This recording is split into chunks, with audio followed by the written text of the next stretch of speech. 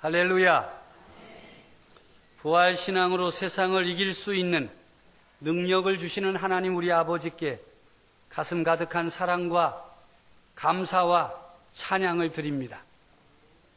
저는 예수 그리스도의 부활을 선포하며 기쁨 넘치는 부활절, 부활주의를 보내고 긴장이 풀려서인지 몸이 제대로 움직이지 않아서 지난 주간 잠시 어려움을 겪었습니다. 예수님의 부활을 선포하고 기뻐한 내가 왜 이렇게 힘이 들까라는 생각을 하면서 틈틈이 고민했어요. 또 멈출 수 없는 일들이 있어서 감당하면서 육신의 연약함이 얼마나 우리 삶에 어려움을 주는가를 새롭게 인식하게 되었습니다. 동시에 이런 연약함을 지닌 채 꿋꿋하게 믿음의 길을 걷고 있는 우리 성도들을 기억하며 하나님께 감사를 드렸습니다. 우리 성도들 가운데에는요, 육체의 연약함, 또 질병, 노환으로 인해서 어려움을 겪는 성도들이 여러 분 계십니다. 그럼에도 하나님 앞에 나와 예배를 드리려고 하고 섬기고 봉사하는 분들을 보면 정말 대단하다 하는 생각을 갖게 되었습니다. 정말 기적과도 같은 삶을 사는 그 성도들에게 있는 것이 무엇일까를 생각해 보았습니다. 이런 삶의 원동력이 바로 믿음, 죽은 자 가운데에서 예수님을 살리신 하나님을 믿는 믿음, 부활신앙이 아니겠습니까?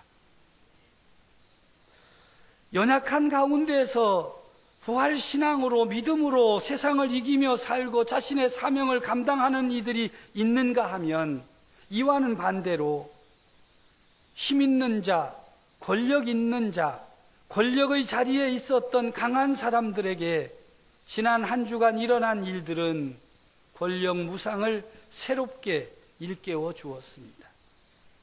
국민의 절대적인 지지와 신뢰를 받아 대통령이 되었고 소신껏 대한민국의 대통령으로 일했던 전직 대통령의 구속과 더불어 드러난 거짓말과 탐욕의 실체들로 인해 이 사실을 어떻게 받아들여야 하는지 안타까움이 가득했습니다.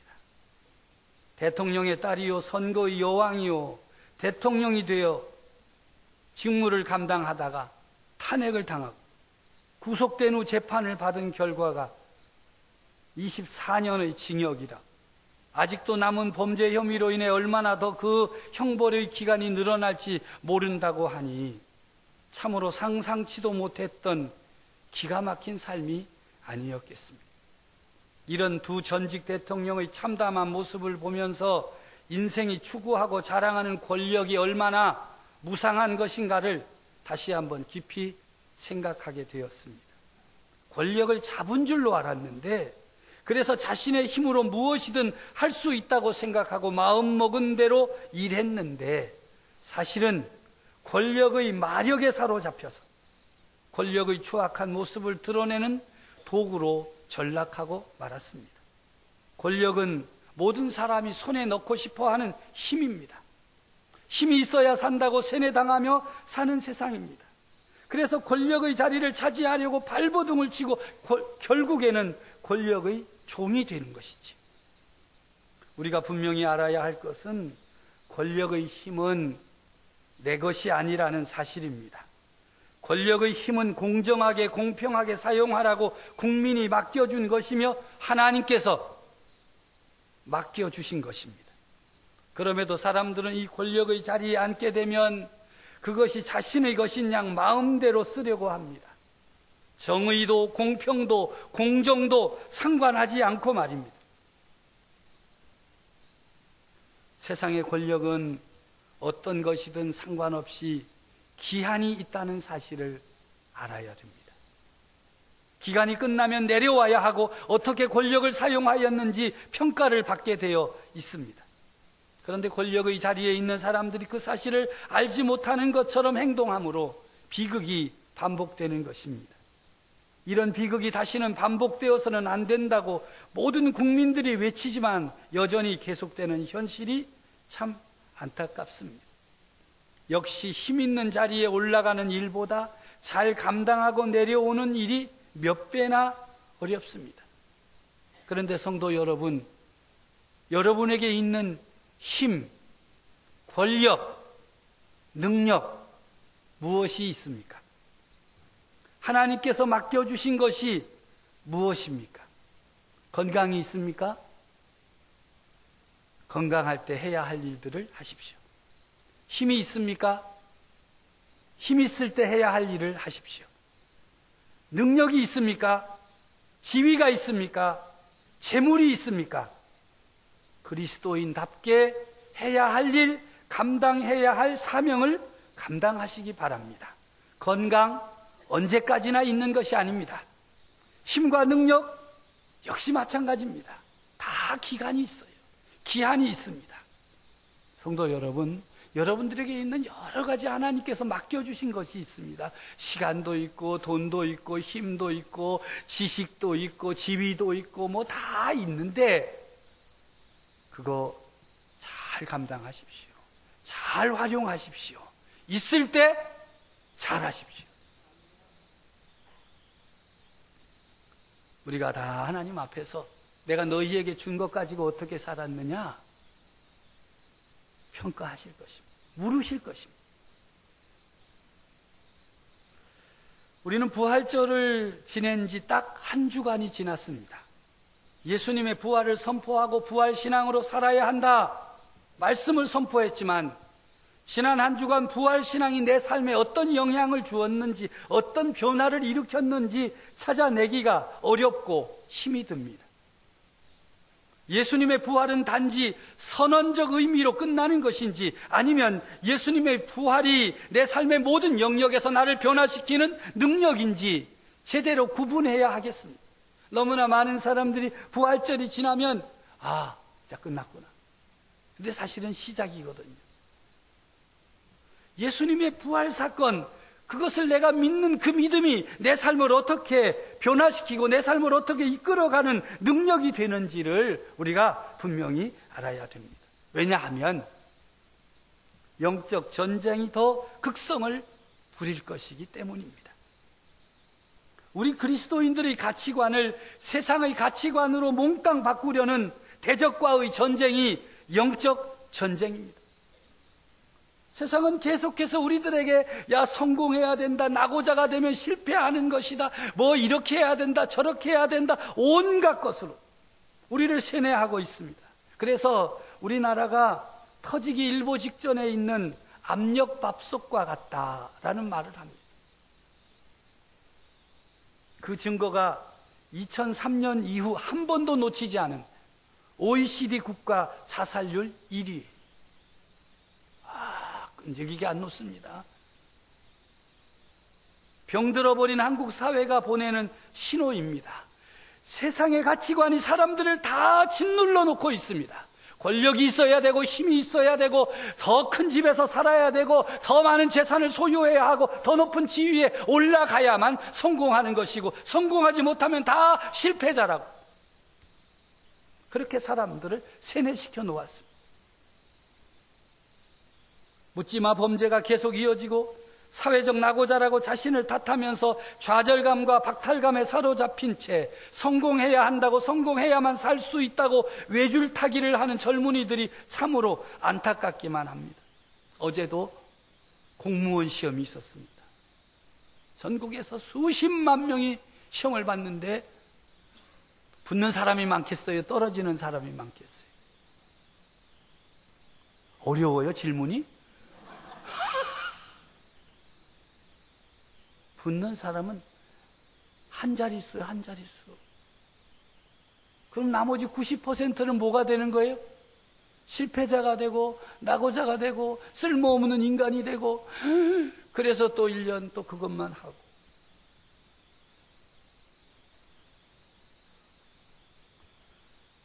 그것이 되지 않으면 실패자라고 하는 세상의 그런 그 판단과 규정 때문에 사람들이 다 쓰러지고 넘어지고 용기를 잃어버려. 이런 것이 바로 영적 전쟁인 것입니다. 이런 영적 전쟁의 중심에 서서 아니라고, 그것이 아니라고 분명하게 외치어야 하는 그리스도인들에게 반드시 지녀야 할 무기가 있다면 그것이 바로 부활신앙인 것입니다. 부활신앙 무엇입니까? 죽음의 권세에 맞서는 부활신앙의 소유자 누구입니까? 부활신앙의 소유자는 예수님의 부활을 믿는 사람입니다. 좀 더 구체적으로 말하면 우리의 죄를 대속하기 위해 십자가를 지시고 그 십자가에 달려 죽으신 예수님을 하나님께서 살리셨다는 사실을 믿는 사람입니다. 예수님의 부활을 믿는 사람은 하나님을 믿는 사람입니다. 하나님께서 예수님을 죽은 자 가운데에서 살리셨음을 믿는 사람입니다. 하나님이 창조주이시며 구원자이시고 전능자이심을 믿는 성도가 바로 부활신앙의 소유자인 것입니다. 하나님께서 아브라함에게 말씀하셨습니다. 내가 너를 많은 민족의 조상으로 세울 것이다. 아브라함은 하나님의 말씀을 그대로 믿었습니다. 하나님을 전적으로 믿었습니다. 하나님은 죽은 자를 살리시며 없는 것을 있는 것으로 부르시는 분이심을 그가 믿었습니다. 이처럼 부활신앙은 전능하신 하나님을 믿는 믿음 위에 근거하는 것입니다. 먼저 하나님을 믿는 믿음이 확실해야 됩니다. 우리가 아는 대로 아브라함은 바랄 수 없는 중에 바라고 믿었습니다. 자기를 바라고 믿은 것이 아니라 전능하신 하나님을 바라고 믿었다는 것입니다. 이것이 중요합니다. 자신을 바라보고 자신의 가능성을 따지고 자신의 능력을 계산하면 도무지 세상에서 이길 수가 없습니다. 도무지 세상에서 버텨낼 재간이 없습니다. 불가능합니다. 우리는 오직 전능하신 하나님을 바라보고 믿고 따르는 것입니다. 이 믿음 위에 부활신앙이 세워지고 부활신앙의 능력으로 세상의 풍조와 세상의 가치관을 뚫고 이기고 나아가야 하는 것입니다. 오늘 19절에 보면 그가 100세나 되어 자기 몸이 죽은 것 같고 사라의 태가 죽은 것 같음을 알고도 믿음이 약하여지지 아니하였다. 믿음이 약하여지지 않았다는 말씀은 매우 소중한 가르침을 우리에게 줍니다. 전능하신 하나님, 죽은 자를 살리시는 하나님을 전적으로 믿어야 한다는 것입니다. 끝까지 믿음으로 전진하는 것입니다. 얼마나 많은 사람들이 믿음으로 시작했다가 의심으로 마치고 믿음으로 시작했다가 불신으로 끝낸 경우가 얼마나 많은지 모릅니다. 성도 여러분들은 그렇지 않습니까?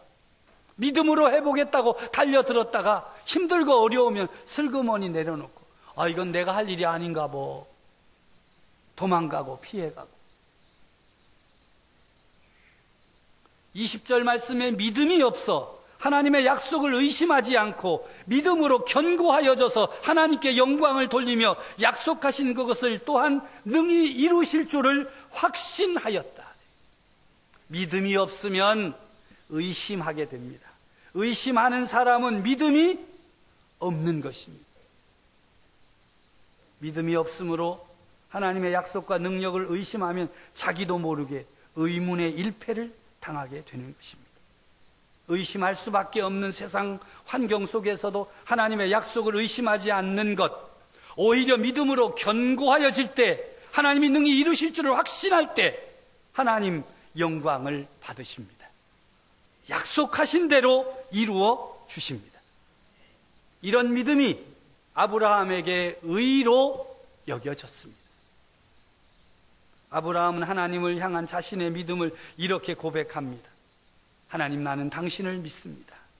하나님, 나는 당신이 말씀하신 것을 이룰 수 있을 만큼 충분한 능력을 가지셨음을 믿습니다. 나는 비록 무력하지만 당신은 강력하십니다. 그리고 나는 그 사실 안에서 평안을 누립니다. 나는 내가 볼 수 있는 빛 안에서 살지 않고 당신의 말씀의 빛 안에서 살겠습니다. 이것이 믿음입니다. 하나님께서는 아브라함 안에 있는 이 믿음을 보시고 이렇게 응답하십니다. 아브라함아, 너의 믿음이 우리를 하나가 되게 하였다. 우리는 현재와 미래에 대한 관점에서 하나가 되었다. 나는 너의 모든 죄를 용서한다. 그리고 너를 나의 임재 안에 받아들이마. 나에 대한 너의 믿음의 반응 때문에 너의 신분은 의로운 것이 되었다. 너의 믿음은 나머지 인류에게도 나를 알 수 있는 표준이 되었다. 내가 믿은 것처럼 믿는 사람은 누구나 내 앞에서 의롭다 함을 얻을 것이다. 참으로 감사한 것은 아브라함이 믿은 것처럼 믿는 사람 가운데 오늘 우리가 포함되어 있다는 사실입니다. 할렐루야. 하나님께서는 우리에게도 아브라함처럼 죽음에서 생명을 이끌어낼 수 있는 하나님의 능력, 예수 그리스도를 죽은 자 가운데서 살리신 부활의 능력을 믿으라고 말씀하십니다. 이런 믿음의 법칙은 아브라함에게만 적용되는 것이 아닙니다. 23절과 24절의 말씀을 함께 읽습니다. 그에게 의로 여겨졌다 기록된 것은 아브라함만 위한 것이 아니요 의로 여기심을 받을 우리도 위함이니 곧 예수 우리 주를 죽은 자 가운데서 살리신 이를 믿는 자니라. 아멘. 우리가 믿어야 할 것이 무엇입니까? 하나님께서 예수 그리스도 우리 주님을 죽은 자 가운데서 살리셨음을 믿는 것입니다. 우리의 지식과 능력과 가능성과 세상의 거대한 외침에 함몰되는 것이 아니라 하나님의 능력, 전능하신 하나님의 능력으로 예수 그리스도 우리의 주님을 죽은 자 가운데에서 다시 살리셨다는 사실을 믿는 그 믿음이 우리의 의가 되는 것입니다. 이런 면에서 볼 때 부활신앙이란 바로 전능하신 하나님을 절대적으로 신뢰하고 믿는 것입니다. 성도 여러분, 하나님을 믿으십시오. 자신의 상황 때문에 의심하지 말고 하나님을 믿으십시오. 자신의 연약함 때문에 의심하지 말고 하나님을 믿으십시오. 자신의 무능력함, 자신의 병든 몸, 자신의 실패, 그것 때문에 의심하지 말고 하나님이 내 삶의 역사하심을 믿으시기를 바랍니다. 하나님이 하십니다. 하나님이 이루십니다.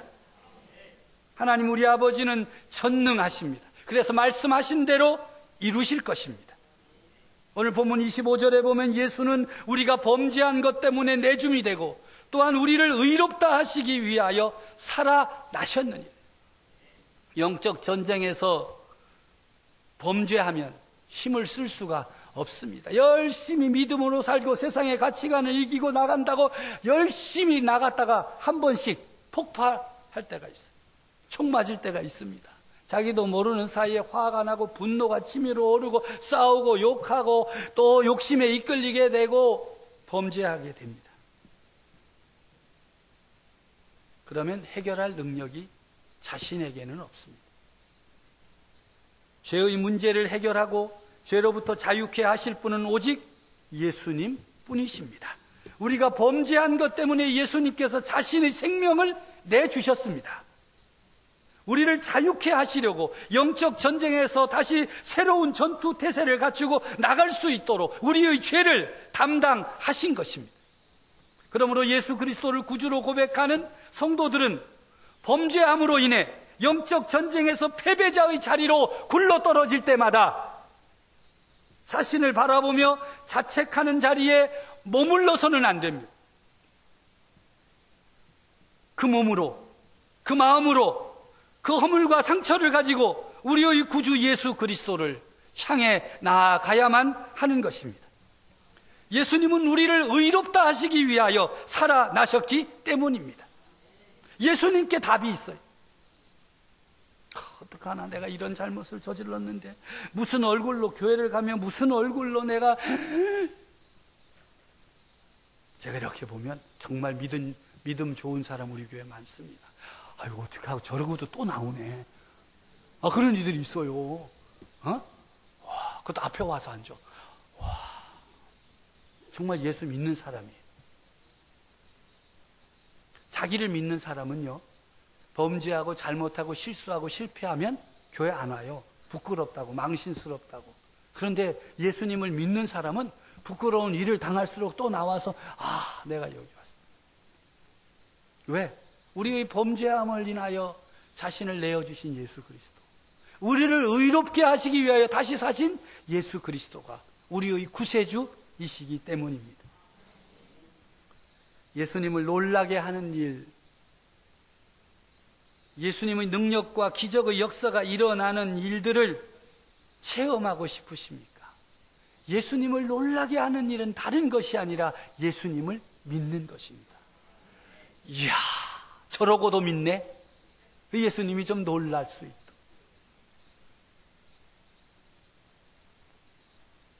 예수님을 내어주시고 다시 살리신 하나님을 믿으십시오. 그리고 구체적으로 믿음의 삶을 살아가야 하겠습니다.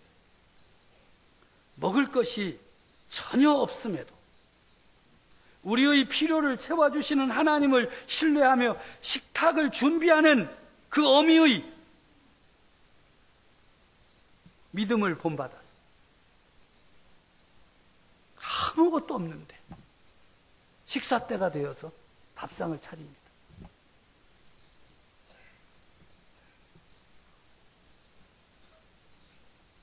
그런데 하나님께서 그런 믿음의 사람들에게 채워주십니다.